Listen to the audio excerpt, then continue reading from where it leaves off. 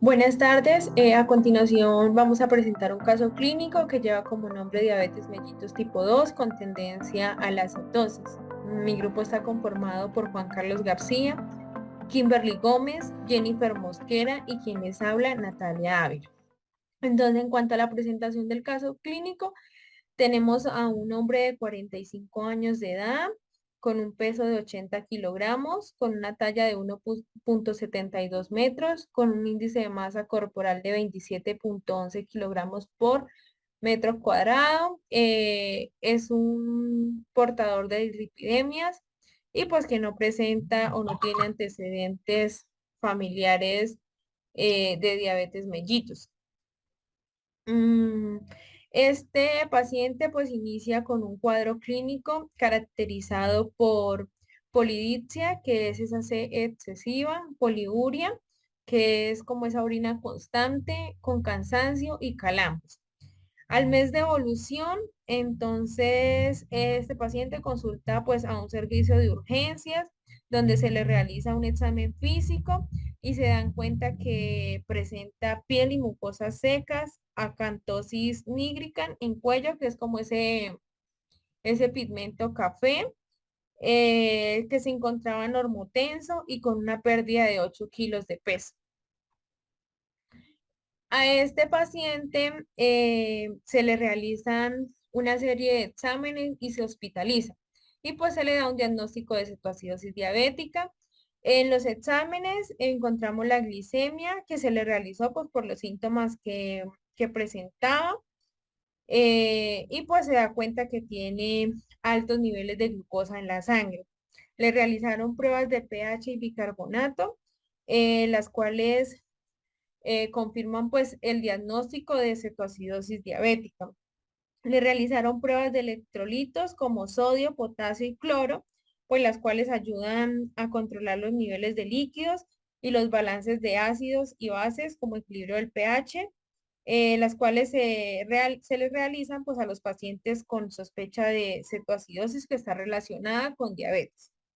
Le hicieron pruebas de función renal, pues los niveles altos de azúcar en la sangre, pues causados por la diabetes, pueden dañar los vasos sanguíneos de los riñones y las nefronas y pues hacen que estos dejen de funcionar. El paciente en el parcial de orina presentó glucosuria, cetonuria y cetonemia, que es característico pues de una cetoacidosis diabética y por ende terminó de confirmar el diagnóstico. También le realizaron un perfil lipídico. Eh, pues la diabetes afecta el metabolismo de las lipoproteínas ricas en triglicéridos y las hace más aterogénicas, dado que pues en los estados de hiperglucemia pues aumenta la producción de radicales libres y hay mayor oxidación de LDL. Este paciente presentaba altos niveles de triglicéridos. En cuanto al hemograma y electrocardiograma, estuvieron normal. Entonces, a este paciente se inicia solución salina al 0,9%, 1000 cc con cloruro de potasio e insulina rápida de 8 unidades endovenosa. A la hora, pues se continúa con el aporte de volumen de 300 cc e insulina rápida subcutánea cada 6 horas, según pues las glicemias capilares que se le fueron haciendo. Y pues se descartó lo que fue un poco infeccioso. A las 8 horas, esto volvieron y se le realizaron exámenes. La glicemia ya había disminuido entre exámenes diferentes que no se hicieron al ingreso. Estaba la hemoglobina glicosilada, que esta funciona pues como un índice íntegro de la glicemia a largo plazo. Pues esta nos indica con su valor pues el comportamiento de lo que es la glicemia durante un tiempo de aproximadamente 120 días. Esta pues se realiza como criterio de diagnóstico para diabetes y el paciente eh, la tenía alterada, tenía un valor de 8,8%. Entonces, ya a las 8 horas de tratamiento, al revertir la acidosis y lograr pues que la glicemia disminuyera, se inicia terapia basal con bolos con insulina NPH e insulina rápida antes del desayuno y cena. Más refuerzos de insulina rápida preprandiales, lo cual pues se logró una buena respuesta clínica.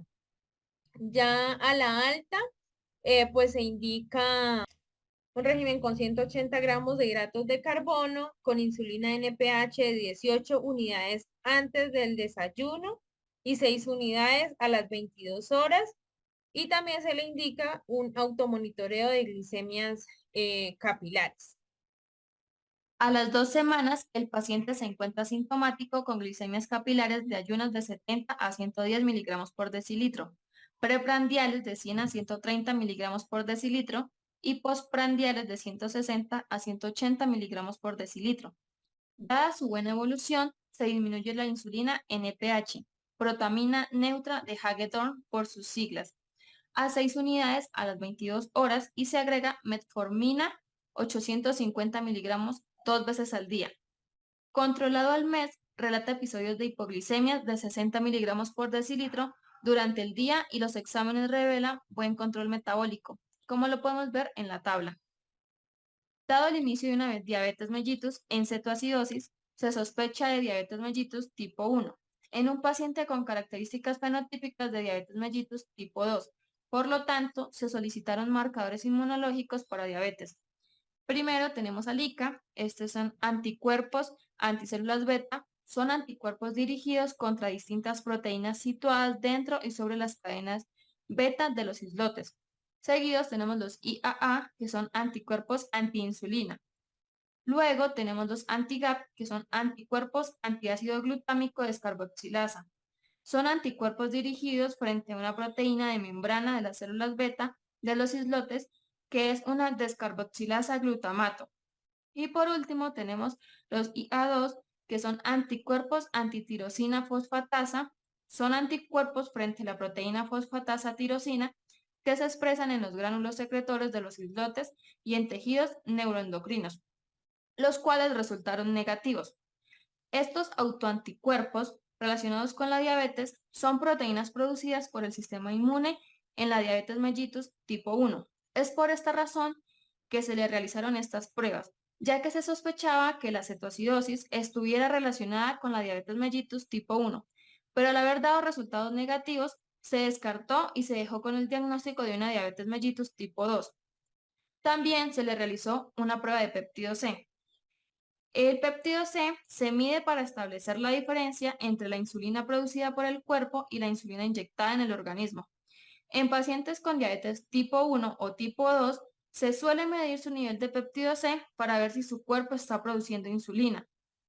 El péptido C del paciente en ayunas fue normal, de 3.2 nanogramos por mililitro. Es por estas condiciones que decide suspenderse la insulina, manteniéndose las medidas no farmacológicas y la metformina. El paciente continúa en controles periódicos durante 24 meses post-alta, lográndose una reducción de 10 kilogramos de peso, glicemias de ayunas inferiores a 100 miligramos por decilitro, hemoglobina glicosilada de 5.9% y perfil lipídico y presión arterial normales. Este subtipo de diabetes mellitus es una entidad clínica única, no incorporada aún en la clasificación actual de la Asociación Americana de Diabetes, ADA por sus siglas en inglés, ni de la Organización Mundial de la Salud, ni de la Federación Internacional de Diabetes. Esta variante de diabetes mellitus tipo 2 se había denominado diabetes atípica o diabetes intermedia. La tendencia a la cetoacidosis se ha descrito en Estados Unidos de Norteamérica, principalmente en afroamericanos, donde representaría entre un 20 a un 50% de los casos de diabetes mellitus en esta etnia. Actualmente, la tendencia a la cetosis es reconocida en todas las poblaciones. De esta forma, en Norteamérica se ha informado que también se presenta en hispanos en un 20 o un 50% y aproximadamente en 10% de los asiáticos y blancos. En el año 2001 se reportó un grupo de pacientes que correspondería a este subtipo de diabetes mellitus tipo 2. Algunos casos de diabetes tienen algunas dificultades en la clasificación que se usa actualmente. Por esto se ha propuesto un esquema de clasificación complementario denominado AB. Este se basa en la presencia o ausencia de autoanticuerpos, pero no solo de esto, también se basa en la función betacelular, que es la responsable como tal de la secreción de la insulina. Esto se mide mediante la medición del péptido C y se realiza posteriormente de 3 a 6 semanas luego de que comience como tal el cuadro clínico, el cuadro agudo de la cetocidosis diabética. La mayoría de pacientes con diabetes con tendencia a la cetosis presentan como tal esta conjugación de anticuerpos, lo que nos lleva a pensar o lo que nos lleva a intuir que estos pacientes presentan una reserva insulínica, pero no presentan autoanticuerpos. La etiopatogenia de esta afección aún es desconocida, aún no se conoce, bueno, se han propuesto algunas teorías, algunas razones por las cuales esto se presenta, pero no está muy esclarecida. Lo que sí se sabe con certeza es que estos pacientes presentan una alteración en la secreción de insulina. ¿Por qué? Por una destrucción no autoinmune de células beta. Presentan también, pues como podríamos correlacionarlo un poco, presentan una resistencia a la insulina, presentan unos niveles bajos del péptido C y como tratamiento a estos pacientes se le recetan o se les prescriben los hipoglicemiantes orales. ¿Para qué? Para que se prevenga la recurrencia de estos pacientes a la cetoacidosis. Bueno, los determinantes tenemos que un fundamento o una base en la cual este paciente se puede agravar o se pueda generar aún más problemas es la falla transitoria de la función beta celular. Esto debidamente o se cree también que es probablemente por la glucotoxicidad y también por la lipotoxicidad, que es la que me va a llevar a esa falla en la parte del páncreas, a la función beta celular que este tiene y a la secreción, pues como ya sabemos de la insulina. También la resistencia a la insulina, como ya lo venía mencionando, que es muy importante en estos pacientes, puede jugar un papel fundamental. Otra cuestión que se ha dicho, se ha comentado, es que los defectos en la utilización de los ácidos grasos y la cetogénesis acelerada puede también conllevar a que se agrave como tal el cuadro clínico del paciente. Hay una teoría de Southwind donde ellos encontraron que en los pacientes con diabetes mellitus tipo 2 con tendencia a cetosis hay una alta prevalencia de deficiencia de esta enzima, la glucosa 6-fosfato deshidrogenasa, pues comparados con los pacientes que presentan diabetes mellitus tipo 2. Y además que hay ciertos genes que lo que hacen es controlar esa secreción de insulina y las defensas antioxidantes a través de esta enzima. Y pues eso hace que se predisponga a la diabetes con tendencia a cetosis. ¿Qué es lo que pasa acá? La cetosis se encuentra simultánea con una deficiencia de insulina y un aumento de glucagón. Ese aumento de glucagón además va a tener una supresión disminuida. Entonces no vamos a tener como esos genes que nos van a regular el glucagón y él siempre va a ser aumentado. Esto pues nos indica que las células alfa tienen un papel importante en esta patogenia. Además acá la cetoacidosis no ocurre tanto como por el aumento de lipólisis o producción de cuerpos cetónicos, sino más bien por una menor utilización de ácidos grasos y cetonas. Clínicamente se ha dicho o se ha visto que la diabetes mellitus con tendencia a cetosis es más frecuente en el sexo masculino, específicamente entre los que tienen 33 a 53 años, promediándolo a 40 años, y pues que además también tienen obesidad, ¿sí? La mayoría de los pacientes tienen un síndrome diabético agudo, ¿sí? Esto lo presentan de 4 a 6 semanas previas a su diagnóstico. Y en el examen físico, pues es frecuente que hayan como marcadores de resistencia a la insulina, como por ejemplo lo es la acantosis nigricans. Esta acantosis como tal, como vemos acá en la imagen, es como una lesión dermatológica que es característica por el engrosamiento y endurecimiento de, pues, de la piel que tiene como un aspecto aterciopelado, ¿sí? Así como lo vemos acá en la imagen. Estos pacientes se deben tratar de acuerdo a los protocolos recomendados para el manejo de la cetosis diabética, como por ejemplo con reposición agresiva de fluidos, con insulinoterapia continua, con una vigilancia y tratamiento de los desórdenes electrolíticos y ácido base, como por ejemplo se hizo en el paciente en nuestro caso. ¿Qué es lo que pasa? Cuando ya la fase aguda está como tratada, por así decirlo, se inicia un manejo con insulina con esquemas basal bolos. ¿Esto qué es? Es un esquema que consiste en aplicarle al paciente una dosis de insulina basal y una dosis de insulina rápida, ¿sí? En cada tiempo de comida. Aunque se pueden usar insulinas humanas, pues en este esquema se prefiere como usar más bien análogos de insulina. Esto como para reducir el riesgo de una hipoglucemia que se presenta pues comúnmente con insulinas humanas, ¿sí?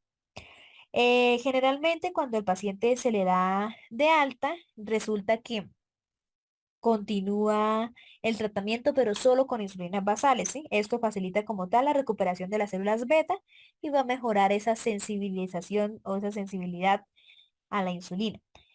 Para reducir los efectos de la glucotoxicidad y la hipotoxicidad de la célula beta, acá lo que se recomienda es que de 3 a 6 semanas de lo ocurrido del evento agudo se haga una evaluación pancreática, por así decirlo, y es a través de la determinación del péptido C en ayunas. Acá esta prueba prácticamente nos va a medir la producción de insulina. ¿Qué es lo que pasa? Pues cuando hay un bajo nivel de péptido C nos indica que el páncreas no está produciendo insulina y pues lo contrario cuando sí lo hay. Resulta que la mayoría de los pacientes con diabetes mellitus con tendencia a cetosis que tienen reserva insulínica, pero pues no tienen anticuerpos, se logra suspender la insulina antes de los 6 meses en un 40-50% de los casos. Incluso a los 10 años se dice que el 40% ya no requiere nuevamente la aplicación de la misma. Ya en la evolución del paciente, al mantenerlos a ellos con una dieta exclusiva, aproximadamente el 70% van a generar hiperglicemias a los 2 años. Es por ello que pues cuando se suspende la insulina, pues se requiere iniciar o mantener el uso de los hipoglicemiantes orales, ¿sí? Ya que pues esos pacientes van a pretender a presentar con mayor frecuencia eh, que los diabetes mellitus tipo 2, ¿sí? Entonces ellos van a tener más descompensaciones metabólicos, con cuadros de cetoacidosis diabética, pues esto debido a que ellos tienen una labilidad betacelular característica. Y ya para concluir, tenemos que ese subtipo de diabetes ha sido descrita en varios países, incluido Chile, que es de donde es como tal el caso clínico, y su presentación y evolución natural va a ser diferente a los de diabetes mellitus, tanto tipo 1 como tipos clásicos. También el conocimiento de esta entidad nos va a permitir pues un diagnóstico oportuno y obviamente un tratamiento adecuado. Muchas gracias.